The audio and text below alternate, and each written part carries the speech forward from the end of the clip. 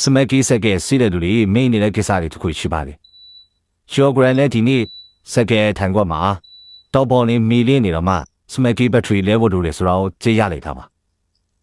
ဆိုချင်းတော့ကတော့ဒီဘက်ထရီလေးဝယ်ရလေခုကျွန်တော်တို့တူတူစမ်းတက်ကြအောင်ပါ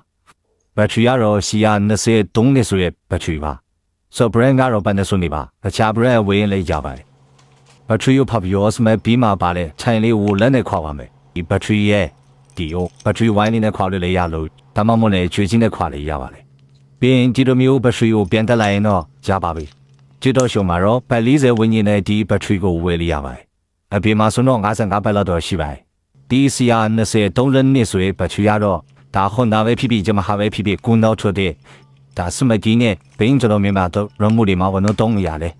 ရှုံမော်တဲ့ဟောင်းနေမှာဆိုရင်တော့ကိုယ့်ရဲ့ရမွားဘာပရှိတုံးလဲဆိုတာတော့တရားရှားကြည့်ဖို့လိုပါတယ်အသေးချာတိကျင်တော့ဒီစမကီရဲ့ဘက်ထရီကိုဖြုတ်ကြည့်တာတောင်းမမို့လေကိုယ်ဆက်ကရဲ့မင်းရွက်စောက်ကိုတွားကြည့်တာအားမို့လေအနန္တပေါ်မှာရှာလို့လေကြပါတယ်